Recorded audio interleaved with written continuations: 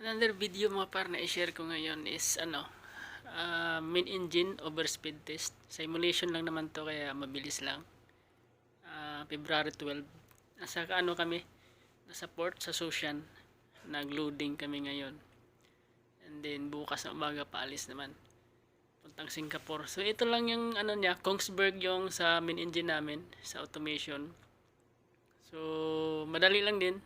Scroll ka lang yung logo, yung bilog, bali yung yun yung pinaka mouse, lang, ikot-ikot lang yun, ikutin mo lang, right left, ganun lang, parang pinaka cursor niya. So explore lang din mga par pag ganyan, explore mo yung tas sa manual base ka sa manual. Tapos dito yan, puntahan natin yung itong off, gawin nating on. Tapos mag-green yan siyang yung nakabilog, mag-green, and then dito mag-yellow. Tapos erase na natin yung RPM. RPM dito is 135, 136, ganyan. O 135. So dito pag bilisan mo na ikot, bilis din na yung niya sa reading. Kasi lang siya, very smooth yung galaw niya. So diyan pag mag-change ka rin ng date, yan mo sa UTC ganyan din. Pag ipare-pareho siya. Nandito lang lahat yung halimbawa sa RAPSI ganyan, o sa yung engine namin is MC pa. Tapos halimbawa maalon yung mode niya, engine mode ilagay mo din sa RAPSI. Dito rin din siya. So tamang ganyan lang. Yung sa Kongsberg siya, 2011 na model ito eh. So medyo high-tech na siya konti. Yan kita nyo, RAPSI, fuel. So, ganyan lang siya pero segundo naman dyan eh. Hindi na sa atin yan.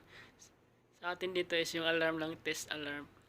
Saka minsan yung RCS alarm. Yan dito. Yung yellow siya, tapos erase ko na. So, nabilis ko, engine trip kaagad siya. 150. Kaya, inikot ko yun ng saglit yung ikot ko, pero ang bilis na ikot niya eh. Kahit kunti lang ng galaw ko, ikot ka agad siya ng mabilis. So yan, RPM, so tested na. And then huwag kalimutan na ibalik ito sa 0. So yan yung niya, normal na operation. Then i-off natin. Then pag mag-green na siya, okay na yan, normal na yan siya na operation. Then sa home, so yan yung home talaga niya. Balik natin para na makita nila yung yung system na normal. So punta tayo sa alarm history. So dapat mayroong record. Yun, February 12, kanina umaga, alas 11. Overspeed, engine trip, fuel count, rural. So ganyan lang. So madali lang siya. Tapos dapat talaga sa din sa monitor ng alarm monitoring, dapat nandun din siya. Just in case na hanapin naman kung nag-test kayo ng quarterly. So quarterly dito is hindi lumabas sa PMS to eh. Bago lang PMS kasi namin. EBS, NS. So galing kami na Amos. So hindi talaga perfect pa yung plan maintenance. Pero tinesting ko pa rin. Just in case na hanapin. Pero tapos na kami ng vetting. Tapos na inakyat ng mga inspector. Wala nga umakyat dito na first state sa Sushan eh. Yan, binalikan ko, tapos normal lahat, green. Tapos yung simulation is naka-off. So okay na yan par. Yung immigration lang, medyo stricto dito, Sushan.